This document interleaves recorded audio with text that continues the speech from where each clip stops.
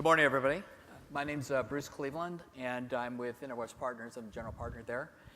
We invest in a lot of software as a service companies, and I also have been the operating executive in charge of a very large organization where we built a customer success team. And what I want to do is have each of the panel members here talk about their background and their role in their current companies, and then we'll kick it off with a bunch of questions. Great. Welcome, everybody. I'm David Lahey. I started at JobBite in 2010, back when JobBite had 275 customers and 4 people on the customer success team. I scaled that group many times over, and happy to say we've won back-to-back Stevie Awards for the work that we've done in that field. Welcome, everyone. Good morning. My name is Hatim Shafique. I work for a company called AppDynamics. We are an application intelligence company.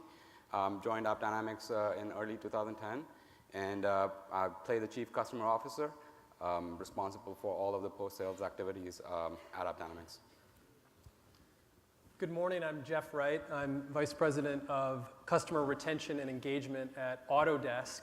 And for those of you familiar with Autodesk, we're a software company that's been around for more than 30 years. We make software for designers and engineers of all types.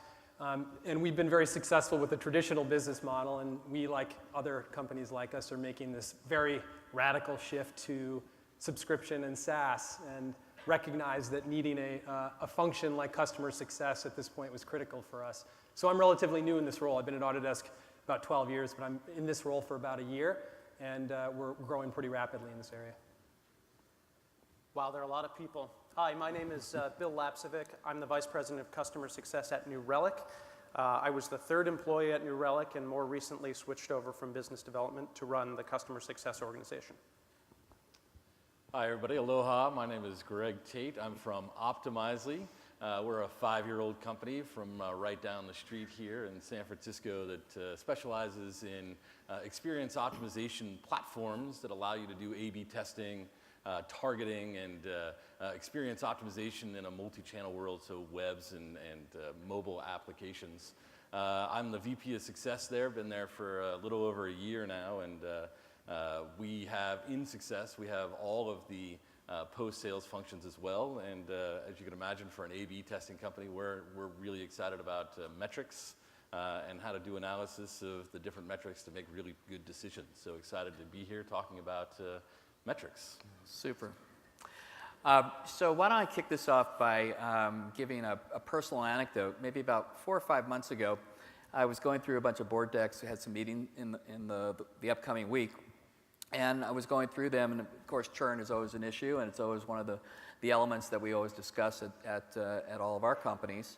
And it dawned on me that we've spent a lot of time looking at top of the funnel issues. We have CAC ratio, CAC, we have ARR, ACV, all these great metrics.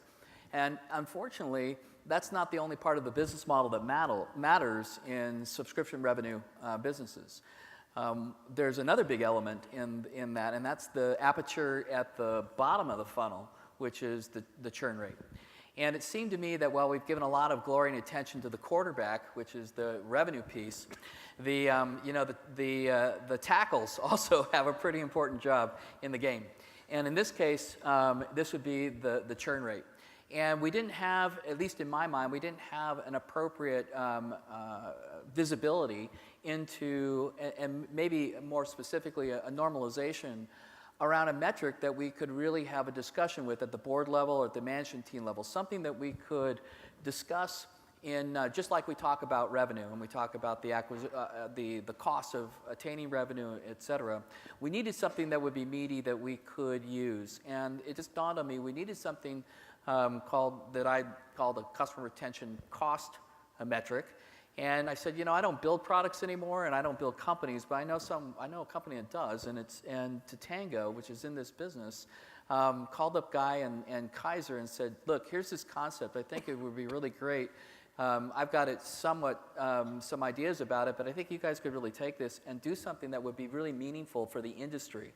This is something that really is critically important, not just for Totango, but for everybody in the room, all of us here who have to measure and run these businesses. It'd give us a way to have a conversation with the CFO, with the chief sales officer, et cetera. And just like when our firm first invested in Marketo, we had an idea with the team there that we could transform the role of marketing from being what I affectionately call sort of the planning function, or the party function, into a actual revenue driving function, that it would become a meaningful component and have an equal voice at the executive table. And I think in order to have an equal voice here, we need to have a metric, something that we can be held accountable for, something that can have a conversation at the management team, board, and investor level. And so that's where the genesis of this concept came from. I'm sure it was on everybody's mind. It was just putting a label to it. And that's all there is. So we're in the early stages. We're in the early days here. I think Totango's done a wonderful job creating a very nice white paper around this, which identified how the formula might be generated. But I think what you're going to hear today is that that formula needs a lot of massaging and work, and it's going to vary based upon the type of companies we are. So I'm going to kick off the questions with that as kind of the intro and where we're coming at this problem from. I think if we were to ask a chief marketing officer about the customer acquisition cost, I think that today any one of them would probably be able to wax eloquently about what that is, what their cost is, what the ratios are, and be able to describe that in quite engaging terms. But I don't think that we're at that point with CRC. I think we've had conversations about it, but even if we didn't have the label, we've had discussions. But in terms of how do we have that conversation at the board level, management level, I don't think we've been able to do that.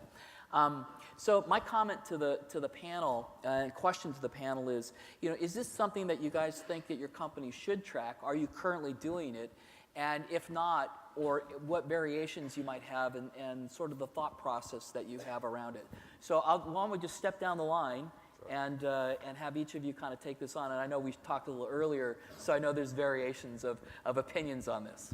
Go ahead, David. Yeah, I think it's a great thing for us to get, number one, a seat at the executive table and to have a metric just like the chief marketing officer does, to be able to say this is the value that we're delivering to the organization. And I think something that all of us can relate to is when we're fighting for that additional headcount, how do we justify it besides just saying that we're busy, right? And everybody's busy and we need more headcount. Well, if you're the guy writing the check, if you're the CFO for the organization, you need to find a non-emotional, business-driven, metric-oriented way to go about and justify that. And so I think the CRC is a great start to that awareness. And similar to what Guy said in his keynote yesterday, and even what we said last year at this event on the customer manifesto, is I think we need to add some value into this calculation to be able to say, hey, it's great to save a customer, and we all know that it's cheaper to keep a customer than it is to go find a new one. But maybe what we need to do to this calculation is add some sort of value element to it to say, not only is it important to keep this customer, but the future value of this customer, the growth of this customer, might be worth X, and therefore we should get more headcount, or that's how we're growing it, and that's how we're justifying our teams, besides just being a cost center for a SaaS organization. Super.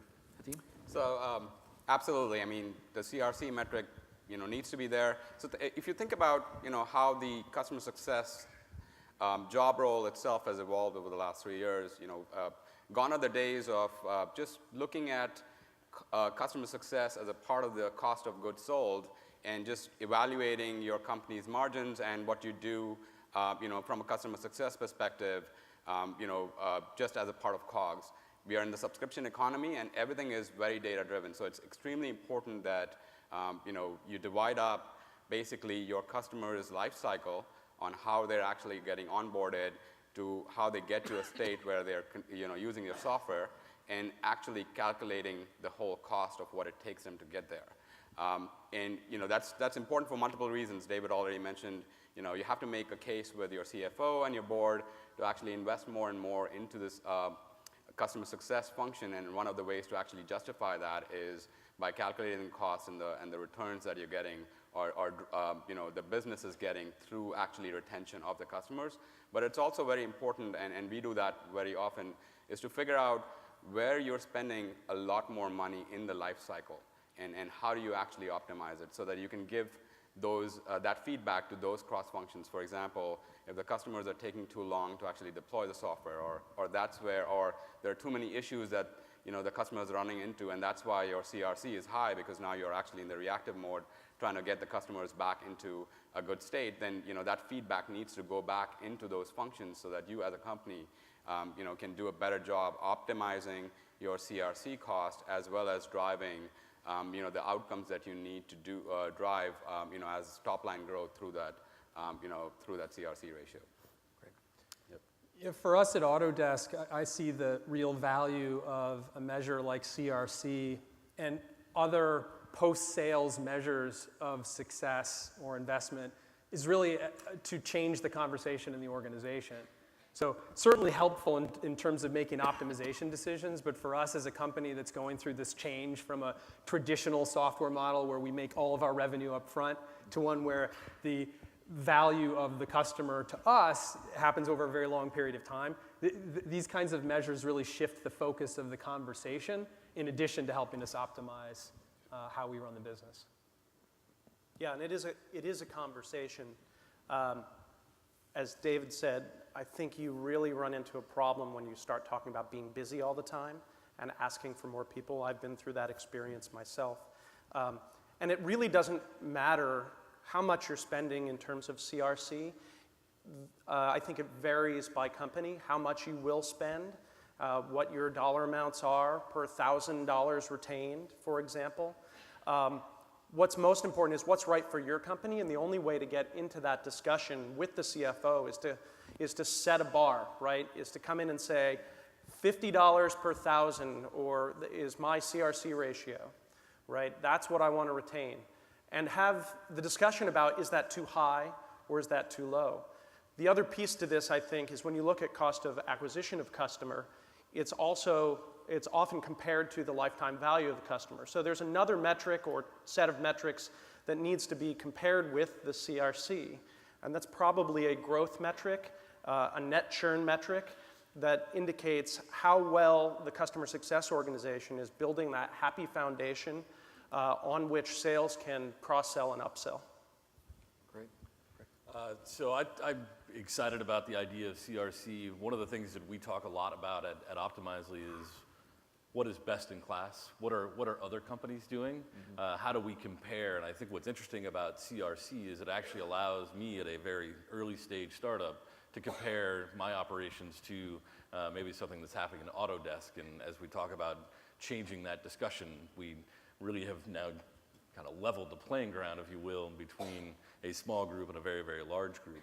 But I do think we have a long way to go, because even at the end of the day, when I peel the onion a little bit further down below CRC, there's still a lot of unanswered questions in terms of if my success group is focused on doing things like expansion as well as retention, how does that factor into CRC, and does that change the way that I compare myself to other organizations, or does that change the way that I evaluate that CRC metric? So I'm excited about it. I think that there's a lot of future, but I think these sort of conversations need to continue to unload that and unpack that onion to see where we could get deeper and better understanding.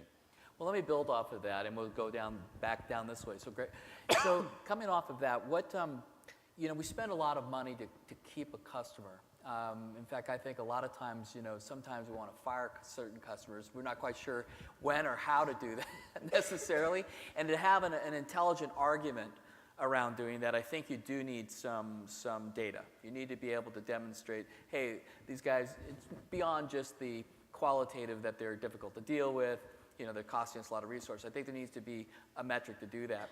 Do you see at the conversations beginning to emerge at the exec staff level or at the board level that talk about, maybe not using this term CRC, but is there a discussion around, okay, we know we need to keep a lot of our customers because that's how the business model works well. Yeah.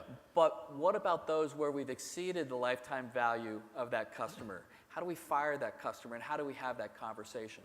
Yeah, I think it's been an interesting journey for us at Optimizely. we had a very lofty goal of maximizing retention, as I think a lot of people do in the beginning. Every customer is the most valuable customer, and how do we strive to do that 100% retention? We actually backed our way into this by really thinking differently about what the true value of those customers are. So we actually came up with this idea of a strategic score for a customer, and we were able to look at a customer and say there is a lot of future value to a subset of these customers. And you can really put them on a spectrum now with this strategic score and determine where you want to invest more of your time because there might be a better return on that investment. And I think the flip side of that coin is if you're going to invest more time in a subset of customers, you have to take that away from somewhere else. And I hate to think that we'd ever want to fire a customer, but certainly resetting expectations with those customers is such that perhaps going to a partner or using some of the self-service capabilities or whatever it might be in order to remove that higher touch, more expensive investment that you're making to that customer, and hope that they don't leave you. But certainly, I blanch the idea of firing a customer. I have a hard time with that one. Exactly. Bill, how about you? Firing a customer. Yeah. I know we've all wanted to do that at some point in our careers, right? I agree. You never want to fire a customer. I don't know that any of the sort of modern SaaS companies have had customers long enough to truly know where the lifetime value stops. So, until you know that precisely, and I'm not sure that that's ever possible, then you really can't measure when to fire a customer. I do think you need to keep your eyes on customers that are devouring more resources than the value that they're bringing. And those are really, really tough calls. I don't know that you can measure it. I like where you were going. Segmentation is really, really critical in customer success, especially when you've got a wide range of types of customers. At New Relic, we have big enterprise customers. We also have individual developers who use our tool. And so you can't treat the individual developer with the same high-touch activities that you treat the giant, global conglomerate. It's impossible to do, and neither would you want to, because those big companies have a much more material impact on your revenue stream than each individual developer. So the concept of taking your best practices and driving them down in a more and more automated way, if you can do that successfully, I think you avoid, in many cases, having to fire the individual smaller customer that might be a drain on your resources by, like you said, moving them into sort of the self-service customer success aspect. Right. Jeff? Yeah, I guess I would just echo, I think, what these guys have said in that, for Autodesk, we look at our business by size of customer as well, and while we have a large number of very big accounts, we have a huge long tail.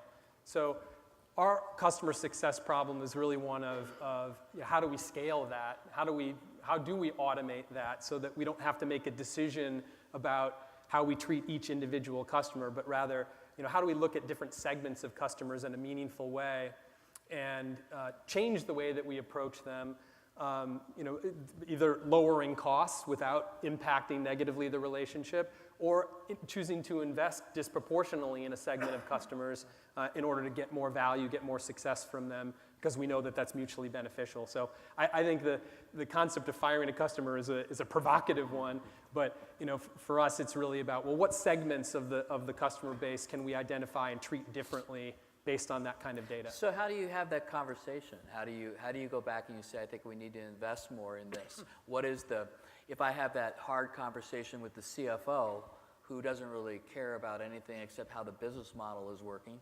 how do you have that conversation effectively? Well, this is where we let the data do the talking for us. So if we identify a segment of customers who maybe it's based on this product set that they're using, are not adopting quickly enough, and we're able to relate that to a higher churn for that particular audience, we can make a case based on perhaps investments we made in other segments that if we do X, Y, and Z for that segment, right, to help them adopt and get value out of the tools earlier in the relationship, that we can expect this kind of improvement in retention rates and the lifetime of that customer. Okay. Another thing to do, and just from in the spirit of data is sort of should be driving all of your decisions. So obviously you need to compare your CRC with the customer's lifetime value as well as the cost of acquiring that customer itself, and then segmenting it out. But a couple of other things that we have done is look at sort of the soft value that a customer brings from a perspective of some of the customers just might be trailblazers that are actually picking up your early products and allowing you to sort of mature that product by giving you a lot of feedback, and there's a lot of value coming from them through that. So they might sound like a squeaky wheel, but they have a lot of valuable feedback that they're giving you to mature your product, and that might be sort of some value to you that you need to attribute to those customers. The other thing that you need to do, and sort of echoing what the panel over here has already said, and just a different way to look at it is outside of just segmenting your customers itself, you need to look at what kind of expansion opportunities you have in those segments themselves. So for example, you have a tier 1 customer, and obviously you're spending a lot of money to retain them today. If you are able to prove to your CFO, and we have sort of developed some methods to actually do that, where we pull out some of the data around the revenue of the company itself, how much money do they spend on a software like AppDynamics, and how much that we have already sold to them.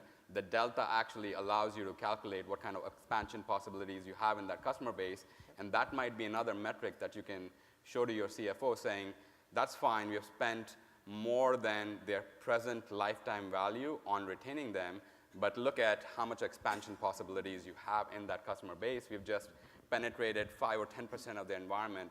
There's a lot more to go, and that might be another metric you need to look at when you're actually thinking about where to segment that customer and how to limit their resources. I think firing customers is that concept is just about segmenting them so that you're limiting the amount of resources you spend on them so that you're not draining, and all of those decisions should be data driven.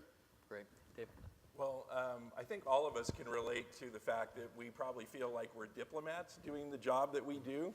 And I, after listening to all the guys up on the panel, I think I'm the only one that has fired a customer. In fact, actually more than one. One of them was a case where they just clearly didn't fit what our product was doing anymore, and they were only going to get more frustrated by continuing to be on our product. And so it was a little bit of that high school breakup conversation type thing. It was very uncomfortable, I think, for both of us once the customer knew that I was now breaking up with them. And so that was kind of a fun conversation. Another conversation I had was with a different customer saying, hey, look, if you continue this bad behavior, we're going to need to break up because you are eating too much of our resources. I didn't say it that way. I said it a better way than that, right? But we all live in a world of fixed resources, and you have to be very, very careful on how you're going to spend those resources to make all of your customers happy, not just the noisiest ones. And I agree, the noisiest ones, there's an old saying in customer success, or when you're customer facing, it's when customers stop complaining that you have a problem. The fact that they want to use that energy and help you improve your product and your service, you want to be able to listen. Guy had that in his slide as well, right? Listen, engage. But at some point, you do have to draw that line. And I think revenue segmentation, market segmentation, those are all things that we've put a lot of effort in at JobVite to help understand our customers and then measure what is the cost of a touch and therefore servicing that customer versus the revenue. Great. So we were having a discussion backstage around sort of a controversial, potentially, issue, which is this notion that in the support function, we have an ability to have a conversation around a unit of work, and that unit of work we call a trouble ticket. And a lot of companies measure the cost of resolution for a trouble ticket. It's how peers across industry have discussions, how they resolve them, the kind of resources that are required, and there's metrics assigned to those. What about for retention? Might we have a retention ticket, some kind of unit of work that we process? Now, the really interesting and I think really cool part about this is retention is both a positive and a negative. Trouble is usually a negative. So the idea here is, could we develop a unit of work that would be an early warning signal, in many cases, about the potential to churn or lack of value being derived from the product. And so I'll open it up to the panel. And I thought we had some really good conversations about this and different points of view about how this might materialize. And so we'll start. We'll just move down this way. Sure. Time. All right, Dave? So really quickly, since I know we're running out of time, one of the things we did at JobBite early on was not just take a look at our customers by revenue, but and Greg, you're gonna think I'm stealing this from you, but strategic value. You did get to mention it a little bit earlier. So in our space, JobBite grew up through the SMB market. We've had customers like Twitter and LinkedIn being with us before they were 100 employees. Now, of course, they're publicly traded companies with thousands of employees. But what we did early on was figure out who are our strategic growth customers, and therefore we should spend more time with them because it's going to pay off in the long run. Another way to look at it is if you're trying to figure out where to optimize your resources, and that's the whole point of actually calculating this unit of work, is we have a proxy for it, that we have already put n number of accounts per customer success manager, and that's our proxy of actually measuring the unit of work. But this is another concept that we could standardize on. We just need to make sure that we are very specific on what this retention ticket cost, or what are we trying to measure. Otherwise, in this sort of big scheme of things around what the CRC spans across, it could get lost. So it's important to be specific around what you're trying to measure if you want to measure this. Yeah, and so we like to think about the way that we are responding to customers kind of like the healthcare system, right? So it used to be a time when a customer would churn and that was it, and it would show up as a lower renewal rate, kind of like an obituary. But we've moved forward, and we're now into more sort of preventative measures. And I think what you're talking about, Bruce, is kind of a predictive measure and taking some sort of proactive action rather than waiting for the customer to tell you that they have a problem and try to find the phone number to call your support desk. So we are doing something like this. Healthcare. Exactly, yeah. So a predictive medicine approach, and we like what George was talking earlier about Salesforce's early warning system. Autodesk we've built our version of the early warning system, which we've just recently deployed. And one of the things that we're going to start testing is to have that system produce scores that identify at-risk customers and pilot having our support desk actually make outbound calls to those customers that we predict might be having a problem. Give those support reps some clues as to what kind of problems they might be having rather than just waiting for them to come to us. So I think this is pretty similar to the concept you're suggesting. Yeah. Yeah, so I totally buy into the healthcare analogy. I have my own. We tended, early on in our lives as customer success at New Relic, we tended to do a lot of open heart surgery on patients that were wheeled into the ER. I think everybody knows what I mean. The problem is that the open heart surgery is risky, it's expensive, it uses all your best people, it's exhausting, and often it doesn't work.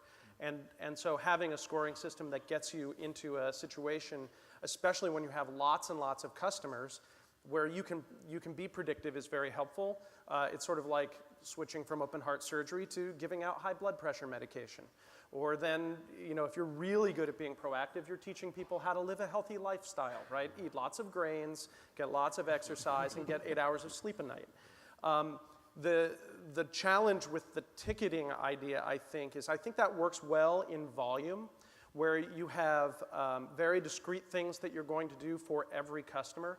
But when you go up in size and complexity of the customer, I think the ticketing idea starts to fall apart a little bit in terms of a value measurement, because it's really a relationship play at the top end of the market, right, with your biggest customers. And it's that relationship that drives your culture into your customer's organization and creates that bond that keeps them for a long period of time. I'm not sure how a ticketing system or ticketing measurement would measure that type of relationship, but I think it's very valuable in the volume case. Super. Yeah, I would echo what Bill was just talking about there. For me, the idea of a ticketing system seems very transactional. And somebody's just going to be cranking the wheel to try to get through as many tickets as they can. And it might make sense on the idea of saving or saving early a potential churn risk. But for me, I think the idea that the success is really about taking those relationships that the AEs have created and fostered from nothing and turning them into a longer-term relationship, really making that marriage work. And I think that the ticketing system, in my mind, is just so transactional sounding that I worry that it would change the way that people interacted with the customer. The only thing I would say over there is maybe it's not the ticketing system or a ticket as a unit of measure work, but you do need to measure how much time your CSMs are spending in building those relationships in each of these accounts. Because going back to the previous question, if there is one customer that's taking up most of your resources, then you need to have a way to measure that and take action on that particular customer to segment them out or move them into a different section. I talked a lot about how we love experimenting at a experimenting company, and we want to actually experiment with the types of interactions and engagements that these folks are doing and actually start to understand which ones are most effective. We always talk about onboarding, and it's something we all want to do, but what are the most effective ways to onboard? And does that change by segment? Does that change by customer type? And use all of this information to refine how those activities are managed and how we scale those. So I think it's really important that you track a lot of those activities. What are they? And then have a really solid understanding of how to measure the output. So if you're thinking about tools and ways to measure, if you do something, how are you going to determine that it actually had an impact that you were expecting it to have? But the key, just to come back to your point, Bruce, I think the key here is less about whether it's a ticketing system or not, because I agree that has a kind of a bad tone to it. Yeah. It's more about being proactive and predictive than it is reactive. Yep. And if you can do that, I mean, to do that, you have to have data. You have to be able to pick out those who most need the help before it actually occurs, which is a challenge, right? And we're early days in this, and we haven't gotten it all figured out. But if we can, I think it's a very powerful concept rather than waiting for the customer to tell you that they have a problem. So I want to check with the masters of timekeeping. I think our clock was a little short over what we were said. So why don't we check backstage to make sure that we're either good or we're not good. We're still good. Double thumbs up, I think. So I have a few more questions since we have a pretty good role here. So we've got 47 public SaaS companies out there. They're all generating a bunch of metrics, and they do have varying business models. I mean, Workday would be a good example of a kind of really high-end. They run a different cadence than even Salesforce or maybe even, I don't know where Optimizely is in terms of your ACVs per customer, but the velocity, the kind of is much bigger animal hunting for Workday than there is kind of for the lower end.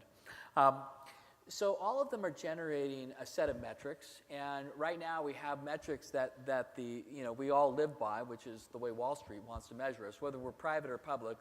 We're all probably gearing to be public, hopefully someday, and as a result, we build in the mechanisms of action inside the company to reflect what we know, how we know we're going to be measured. So these metrics, these gap metrics that have been developed, really were developed for a completely different industry, to measure different things. Do you think that there is an opportunity here to should we shift the way that we're running our businesses? Should we have Wall Street shift so we can have we can kind of line up in a way that effectively measure ourselves? I mean, we as an industry, the SaaS business, got kicked in the teeth last year when suddenly multiples went way down because guess what? We're spending way too much money acquiring these companies, maybe not enough on retaining them, and so a lot of people became disenamored with the model and said, oh, they'll never be profitable. It's always going to be, a terrible business model, et cetera. So it's kind of a big, long-winded way of saying, what do you think about the state of the industry and our measurement? How do we fit customer success in, which is such a critical piece of this retention, into that overall game of quantifying and measuring our businesses? Start in the middle here. Yeah, so I think that there is definitely a growing gap between the way that and I'm not an accountant, but this is my point of view. Yeah. There's a gap between the way that public companies are measured and the way that they measure themselves, and the measures that they need in order to understand their business and how to make improvements. And you see this in the way that analysts actually delve into public companies' numbers, and the questions they ask on earnings calls are increasingly farther and farther away from the core GAAP measures that are provided to them in public statements. So yeah, I think it probably would be useful for if the way that the standard measures captured the performance of SaaS businesses evolved. But I guess that if there's a drawback, I think of like a measure like CRC is one that I think would be defined pretty differently in different companies. Mm-hmm. And so I worry also about the flip side, which is if you do have a standard measure like CRC that all public companies are required to adhere to, it becomes not very useful as a way for the business itself to measure itself. So there's two sides to that coin, I think. Anybody else want to jump on that one? Sure. I agree with that. I think CRC is more of a benchmarking tool. Mm-hmm. Like if I can find like SaaS companies that have a similar type of product, great point. Right? For example, a similar level of complexity in onboarding, or a similar level of complexity in driving the customer to maturity, then I can compare myself against those companies. But I think as a GAAP measurement, I know, first of all, my finance people would have a heart attack if I pushed for another thing to go into onto their plate. But I think as a measure across all companies, it's really tough because it's not really an outcome measurement. Right? The outcome measurement is something that's already tracked, which is retention rates and net retention or net churn, depending on how you measure it. Yeah. Right? Those are things that are already asked about and are widely talked about. CRC is a factor in how much you're spending to achieve those rates, but some companies don't have to spend as much simply by nature of their product, but maybe their lifetime value is lower. So there are too many other factors that would influence it to be a financial standard. Great. Did you want to say something? Yeah, from my perspective, I love being here at this conference because when I say customer success, everybody in this room knows what I'm talking about. Guy was just telling me about how on LinkedIn, the customer success related titles are up and to the right, which is amazing. It's awesome. But I think that we're still a very, very small minority in the space. People don't think about customer success on the broader stage. And I think if you think about publicly held companies and people evaluating the strength of a publicly held SaaS company, we have a lot more education to do still around what is customer success, what is the value of customer success before we get into hard metrics around it. I think people don't even understand the general idea of what we are doing. So I think that if we are going to put some power behind something, I think really educating the world on what is it, and then start to talk about the value that it has. Fair enough. David, I'd love to jump in on this. One of the things that we've done with our customers at JobBite is to try to benchmark them. And of course, they're in all sorts of different verticals. And so you do have to find a way to break data down so that they can compare themselves.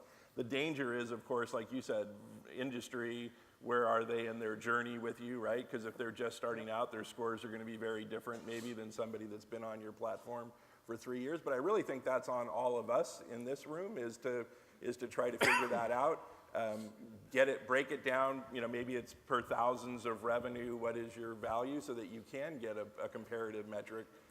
We're working really hard on that at JobBite on the customer side so that we can prove that ROI is there and that value is there and that their renewal becomes a no-brainer. So if we could start benchmarking that data across all of our companies, we had a little bit of that conversation backstage. I think all of us onboard customers, all of us have that middle period of the journey, and all of us have that renewal period.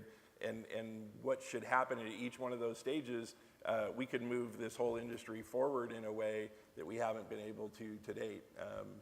The only thing I would say is just reiterate the point of how important the expansion or the net retention metric is.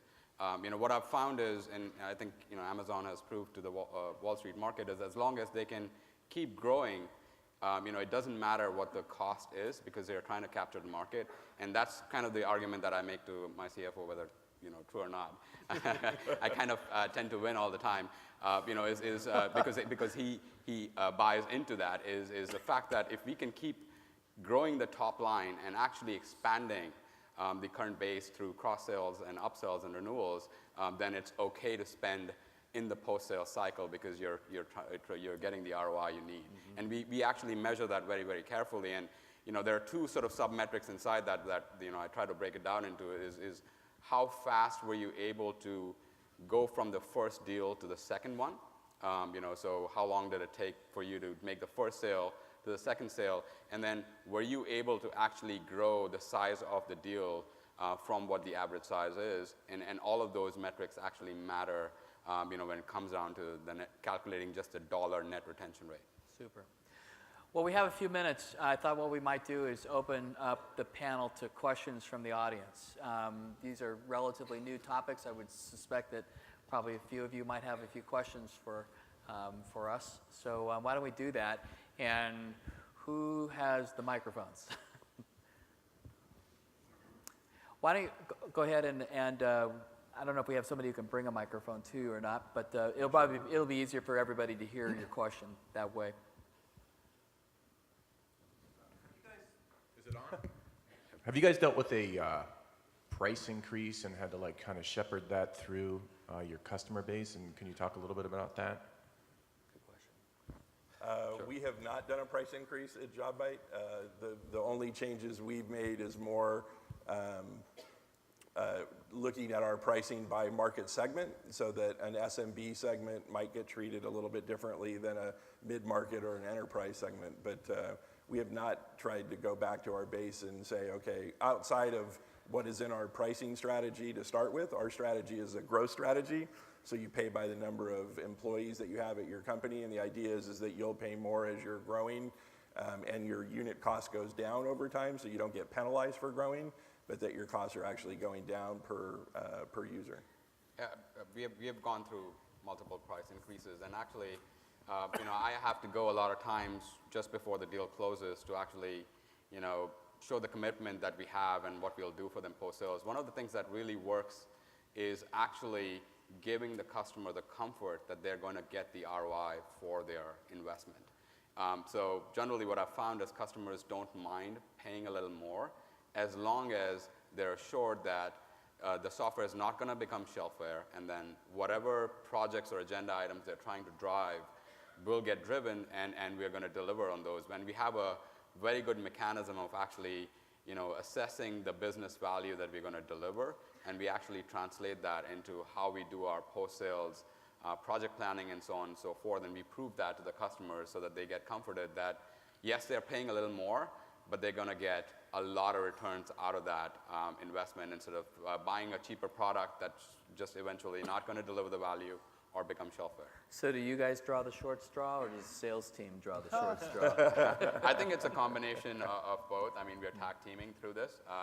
My job in that sort of piece is to show that we have a very good methodology to actually walk the customer through this post-sale cycle and bring in the good references to show that we have delivered that value in multiple other customer sites. Great. Yeah, we actually are going, as we speak, through a pricing and packaging restructure rollout. So if you can imagine all of our existing customers, as we change the way that we did pricing and packaging, those renewal conversations actually become very interesting because we want to move them into the new pricing and packaging discussion. And I think when we go back to that previous conversation about transactional versus relationship, those relationships allow you to have that conversation in a very interesting and meaningful way, rather than somebody is calling you up to jab you with something. So it's an interesting challenge in the subscription world, in the SaaS world, of how do you evolve your contractual language, your pricing, and your packaging over time, and keep the customers along with you. The other thing that I found is sort of useful is showing them that price increase, a part of it will be reinvested into post-sales for actually driving the agendas that they want, right? And actually, if you can sort of prove that, then that conversation goes a little easier. Why don't we take the next question? This is a question for Jeff, right?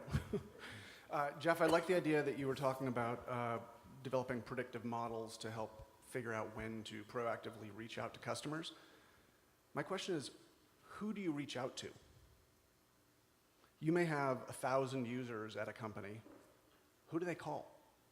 Who is that person who who your customer success person has a relationship with, who that call becomes meaningful to? It's a good question. And so I think one piece of context that's helpful in addressing that question is that Autodesk has for a very long time relied on third-party partners, resellers, to sell our software for us. And so for a long time, Autodesk has very successfully built a business where we've outsourced customer relationship management to partners. And in a SaaS subscription world, that model changes. Now, the role of the partner as a sales entity for us is still just as important as it ever has been. But our company's taking a much more proactive role in developing a direct relationship with the customer. But we have to be able to do that scalably. So who do you call when the early warning system tells you that there's a problem? Well, for one thing, we're continuing to use that ecosystem of selling partners to help maintain that relationship. We're not trying to steal the relationship completely away from the partner. And so this early warning system that we built actually alerts our partner when one of their customers is having a problem or showing signs that things might be going awry, and giving them clues and content that they can use to actually have a meaningful discussion with them, which these partners love, by the way, because it gives them another excuse to go out and have a conversation with the customer. So in that case, we rely on the partner and the relationships they already have and the contacts they have at that customer to make the decision about who are they going to reach out to, who are they going to call. We're providing them clues as to what kind of conversation they might want to tee up. The other way that we reach out at scale is through email.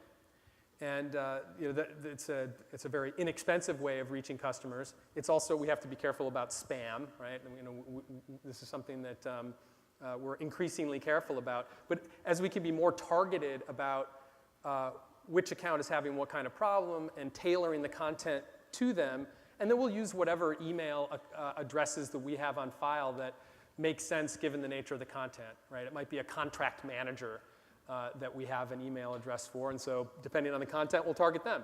Might be a user if it's more of an adoption type issue, and we'll target the users in that case. So it really does depend, but it's a great question because scaling this is not a no-brainer for a company like us. If I could just jump in. We use Totango at JobBite, and there's a cool feature of it where we can go into Salesforce and look at who is the most active user on the account. Of course, you have to balance that with, is the most active user also the decision maker that's going to sign the renewal? But if you can create that active user as the champion, then you're going to solve that issue. Yeah, I would just say that I think the role of customer success, especially if you're a young company and setting up your customer success organization, really understanding the users of your product and dividing them into different personas and different roles, and then having a playbook for each of those roles so that you truly understand when this type of problem happens, it affects these people and this is the person that cares. You have to define that early so that you know who to talk to. Otherwise, you're not optimized enough, and you do end up sending too much email to too many people. For example, if you don't, in your product, have a billing contact designated, and the credit card expires, you're going to send an email to every single person on the account about a credit card expiration, and you'd be very surprised at how persnickety people get when they find out that their credit card has expired, and now everybody at their company knows about it. Yeah. Right? So you have to be very careful, and that's a key optimization. The only thing I'll say quickly is in the onboarding journey, and we do this, is you want to identify which contacts the sales were in contact with during the POV and actually map them out in Salesforce so that you have those tech champions mapped out, and those are the people that you want to reach out to. So we'll take just one more question because you were standing over there for a long time, and then we'll conclude. Great, thanks. My name is Joel Knight. My question is, I love the idea of the CRC metric. How have you needed to, or how have you differentiated within that number how much of that cost is proactive, investing in a relationship strategically versus more of the transactional maybe just pure technical support, trouble ticket type work? Because I'm assuming that metric would need to be all-inclusive. So I'm just curious how that dynamic of proactive, reactive within that CRC metric plays out in your conversations with financial leadership. So I can go first. The way, the industry standard is the CAC plus CRC is about 35 to 40%, and then you have your cost of goods sold, which is another 15 to 20%, depending on what margins you're trying to hit. So your CRC is a part of this previous ratio, and we generally tend to spend about 10 to 12% over there. And then your remaining support functions, your professional services and so on and so forth, are in this cost of goods sold. So that's how you're trying to differentiate between the two, and that's what we use. Yeah, I think early on you have to overspend to shift from being in reactive mode to being in proactive mode. And the key thing to get across to your CFO is that early overspending to get you out of firefighting mode pays huge dividends long term in terms of optimizing the dollars you have to spend to retain over time. Great. Well, that's all the time that we have. We really thank the audience for the great questions, and hope that and I want to thank the panelists for a great discussion. Thank you very much.